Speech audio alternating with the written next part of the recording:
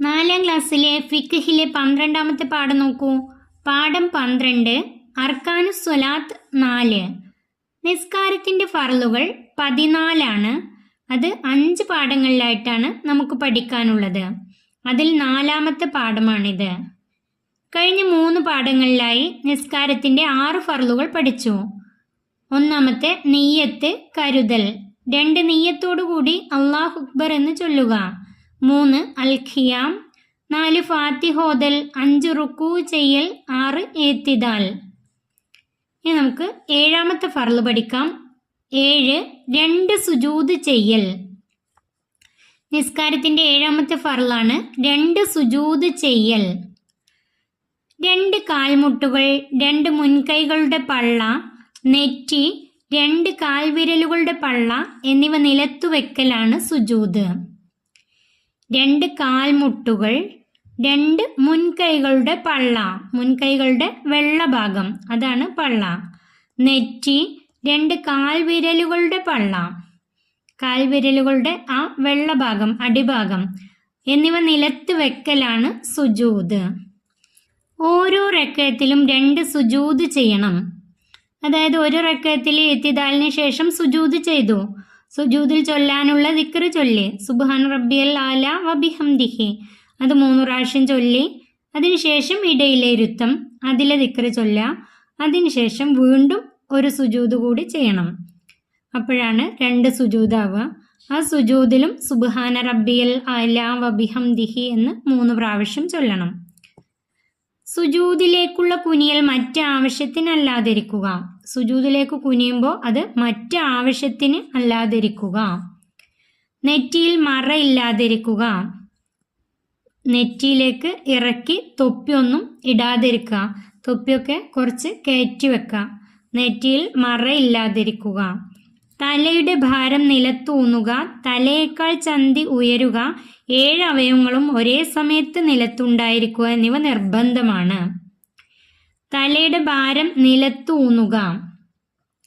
തല നെറ്റിയും മൂക്കും നിലത്ത് വെക്കുമ്പോൾ തന്നെ തലയുടെ ഭാരം നിലത്തൂന്നും. പിന്നെ തലയേക്കാൾ ചന്തി ഉയരുക. തലയേക്കാൾ ശരിക്കും സുജൂദ് ചെയ്യുമ്പോൾ അങ്ങനെ തന്നെ ആയിരിക്കും. 7 അവയവങ്ങളും ഒരേ സമയത്ത് നിലത്തുണ്ടായിരിക്കുക. 7 അവയവങ്ങൾ ഏതൊക്കെയാണ്? 2 കാൽമുട്ടുകൾ, അപ്പോൾ 2 എണ്ണായി. 2 മുൻകൈകളുടെ പള്ള, അപ്പോൾ 4ആയി. നെറ്റി 5, 2 കാൽവിരലുകളുടെ പള്ള, അപ്പോൾ 7ആയി. അങ്ങനെ 7 അവയവങ്ങളും ഒരേ സമയത്ത് നിലത്തുണ്ടായിരിക്കുക എന്നിവ നിർബന്ധമാണ്. സുജൂദിൽ നിർബന്ധമാണ്. സുജൂദിലെ ചില സുന്നത്തുകൾ. ഇനി സുജൂദിൽ നമുക്ക് ചില സുന്നത്തുകൾ കൂടി പഠിക്കാം. മൂക്ക് നിലത്ത് വെക്കുക. സുജൂദിൽ മൂക്ക് നിലത്ത് വെക്കൽ സുന്നത്താണ്. മുൻകൈ വിരലുകൾ നിവർത്തി ചുമലിൻ്റെ നേരെ ഖിബിലക്ക് മുന്നിടിച്ച് വെക്കുക. അതായത് കൈവിരലുകൾ നിവർത്തി വെക്കുക, അത് ഖിബിലക്ക് മുന്നിടിച്ച് വെക്കുക. സുബ്ഹാന റബ്ബിയൽ ആല വബിഹംദിഹി എന്ന് 3 തവണ ചൊല്ലുക. സുജൂദിൽ ചൊല്ലാനുള്ള ദിക്ർ സുബ്ഹാന റബ്ബിയൽ ആല വബിഹംദിഹി. 8 2 സുജൂദുകൾക്കിടയിലെ ഇരുത്തം. നിസ്കാരത്തിൻ്റെ 8ാമത്തെ ഫർളാണ് 2 സുജൂദുകൾക്കിടയിലെ ഇരുത്തം. ഇടതുകാൽ പരത്തി വെച്ച് അതിന്മേലിരിക്കുകയും വലതുകാൽ നാട്ടിവെക്കുകയും ചെയ്യണം. ഇടതുകാല് പരത്തി വെക്കണം, അതിന്മേലിരിക്കണം, വലതുകാൽ നാട്ടിവെക്കണം. അതായത് വലതുകാൽ കുത്തനെ നിർത്തി വെക്കണം. ഇതിന് ഇഫ്തിറാഷിൻ്റെ ഇരുത്തം എന്ന് പറയപ്പെടും. ഈ ഇരുത്തത്തിന് ഇഫ്തിറാഷിൻ്റെ ഇരുത്തം എന്നാണ് പറയപ്പെടുക. അവസാനത്തെ അത്തഹിയാത്തിൽ ഒഴികെ എല്ലാ ഇരുത്തത്തിലും ഇഫ്തിറാഷിൻ്റെ ഇരുത്തം തന്നെയാണ് ഇരിക്കേണ്ടത്. അവസാനത്തെ അത്തഹിയാത്തിൽ ഒഴികെ എല്ലാ ഇരുത്തത്തിലും, അതായത് നിസ്കാരത്തിൽ അവസാനത്തെ അത്തഹിയാത്തിൽ ഒഴികെ ബാക്കി എല്ലാ ഇരുത്തത്തിലും ഇഫ്തിറാഷിൻ്റെ ഇരുത്തമാണ് ഇരിക്കേണ്ടത്. 2 സുജൂദുകൾക്കിടയിലെ ഇരുത്തത്തിലും അതുപോലെ ആദ്യത്തെ അത്തഹിയാത്ത് ഓതുമ്പോഴും ഇഫ്തിറാഷിൻ്റെ ഇരുത്തം തന്നെയാണ് ഇരിക്കേണ്ടത്. വിരലുകൾ നിവർത്തി കാൽമുട്ടോടടുത്ത് തുടയിൽ കൈവെക്കലും റബ്ബി അഫുർലി വർഹംനി വജ്ബുർനി വർഫൈനി വറുസുക്കിനി വഹദിനി വാഫിനി എന്ന് ചൊല്ലലും സുന്നത്താണ്. വിരലുകൾ നിവർത്തി കാൽ മുട്ടോടടുത്ത് തുടയിൽ വെക്കലും. കാൽമുട്ടിൻ്റെ അടുത്തായിട്ട്, എന്നാൽ തുടയിൽ. വിരലുകൾ എങ്ങനെ വെക്കണം? നിവർത്തി വെക്കണം. റബ്ബി എഫുർലി വർഹംനി വജ്ബുർനി വർഫൈനി വർസുക്കിനി വഹദിനി വാഫിനി എന്ന ദിക്ർ ചൊല്ലലും സുന്നത്താണ്. നിസ്കാരത്തിൻ്റെ 9ാമത്തെ ഫർള് നോക്കൂ. 9 തുമഅനീനത്ത്. 9ാമത്തെ ഫർളാണ് തുമഅനീനത്ത്. അനക്കം അടങ്ങലാണ് തുമഅനീനത്ത്. തുമഅനീനത്ത് എന്നാൽ അനക്കം അടങ്ങലാണ്. ഒരു അനക്കവും ഇല്ലാതെ കുറച്ച് സമയം അങ്ങനെ നിൽക്കലാണ് തുമഅനീനത്ത്. റുക്കൂ, ഏത്തിദാൽ, സുജൂദുകൾ, ഇടയിലെ ഇരുത്തം എന്നിവയിൽ ചലനമടങ്ങൽ ഫർളാണ്.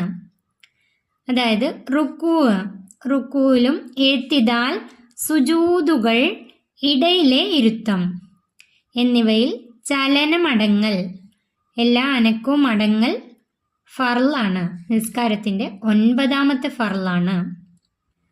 തുമഇനീനത്ത് ഇല്ലാത്ത നിസ്കാരം നബി സല്ലല്ലാഹു അലൈഹി വസല്ലമ പലവട്ടം മടക്കി നിസ്കരിപ്പിച്ചിട്ടുണ്ട്.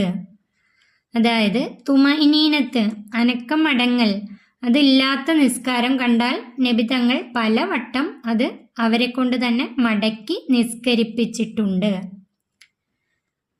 ഈ റുക്കൂ, ഇത്തിദാല്, സുജൂദുകൾ, ഇടയിലെ ഇരുത്തം ഇവയിൽ എല്ലാം അനക്കം അടങ്ങലാണ് തുമഇനീനത്ത്. എല്ലാ അനക്കവും അടങ്ങി നിൽക്കലാണ് തുമഇനീനത്ത്.